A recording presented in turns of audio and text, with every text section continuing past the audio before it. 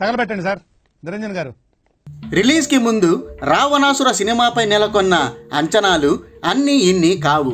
ప్రోమోలన్నీ interesting గా ఉండటం, mass మహారాజా రవితేజ తొలిసారి నెగిటివ్ షేడ్స్ ఉన్న పాత్రలో నటించడంతో ఈ సినిమాపై ప్రేక్షకుల్లో విపరీతమైన క్యూరియాసిటీ ఏర్పడింది. ఈసారి అంతకు మించిన కంటెంట్తో రవితేజ సరికొత్త అనుభూతిని ఇస్తాడని అనుకున్నారు. అందరూ అనుకున్నట్టుగానే నెగిటివ్ రోల్లో రవితేజ దుమ్ము దులిపేశాడు. కానీ కంటెంట్ పరంగానే ఈ సినిమాకు 50-50 మార్కులు పడ్డాయి. కొన్ని వర్గాల ప్రేక్షకులకు ఈ సినిమా విపరీతంగా నచ్చితే మరికొందరికి మాత్రం అంతగా ఎక్కలేదు. మాస్ ఆడియన్స్ ఈ సినిమాకు బాగానే కనెక్ట్ అయ్యారు. కానీ ఫ్యామిలీ ఆడియన్సే దూరం పాటించారు. అందుకే బాక్సాఫీస్ వద్ద ఆశించిన స్థాయిలో కలెక్షన్లు నమోదు కావడం లేదు.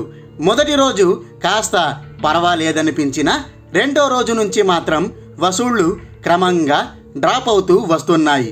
వర్కింగ్ డేస్లోకి అడుగు పెట్టాక కలెక్షన్లు కేవలం లక్షల్లోనే నమోదు అవుతున్నాయంటే పరిస్థితి ఎంత దారుణంగా ఉందో అర్థం చేసుకోవచ్చు.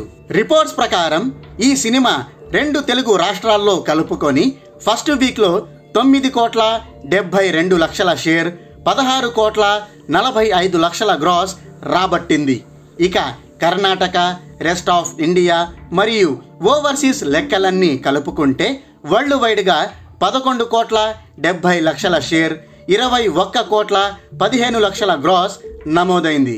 రవితేజ లాంటి మాస్ హీరో సినిమా ఫస్ట్ వీక్లో ఇంత తక్కువ వసూళ్లు కలెక్ట్ చేయడం నిజంగా షాకింగ్ విషయమని చెప్పుకోవాలి. ఒకవేళ పూర్తిగా నెగిటివ్ టాక్ వచ్చి ఉంటే ఏమో అనుకోవచ్చు.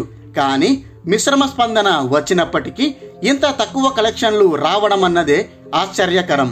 ఇందాక మనం చెప్పుకున్నట్టు ఫ్యామిలీ ఆడియన్స్ ఈ సినిమాను పూర్తిగా అవాయిడ్ చేయడం వల్లే వసూళ్లు ఇంత ఘోరంగా వచ్చాయి.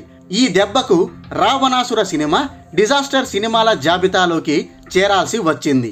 రిపోర్ట్స్ ప్రకారం రిలీజ్కి ముందు వచ్చి పడ్డ హైప్ కారణంగా ఈ సినిమా 22,50,00,000 ప్రీ రిలీజ్ బిజినెస్ చేసింది. అయితే ఫస్ట్ వీక్లో ఈ సినిమా రాబట్టింది కేవలం 11,70,00,000 మాత్రమే. అంటే ఇది బ్రేక్ ఈవెన్ టార్గెట్ని అందుకోవాలంటే ఇంకా 10,80,00,000 షేర్ వసూళ్లు రాబట్టాలి. ప్రస్తుతం దీని బాక్సాఫీస్ పర్ఫార్మెన్స్ చూసుకుంటే ఇది టోటల్ రన్లో 13 కోట్ల షేర్ మార్క్ని అందుకోవడం కూడా కష్టంగానే అనిపిస్తోంది. ఒకవేళ ఇది ట్రేడ్ వర్గాల అంచనాల ప్రకారం టోటల్ రన్లో 13 కోట్ల షేర్ కలెక్షన్లు రాబడితే 9,50,00,000 నష్టం వాటిల్లుతుంది. అంటే భారీ లాస్ వస్తుంది. కాబట్టి ఇది డిజాస్టర్ సినిమాల కేటగిరీలోకి చేరక తప్పదు. పాపం రవితేజ వాల్తేర్ వీరయ్య ధమాకా సినిమాలతో కంబ్యాక్ ఇచ్చాడని అనుకునే లోపే రావణాసుర రూపంలో భారీ డిజాస్టర్ చవి చూడాల్సి వచ్చింది. మరి నెక్స్ట్ సినిమాతోనైనా రవితేజ బౌన్స్ బ్యాక్ అవుతాడేమో చూడాలి.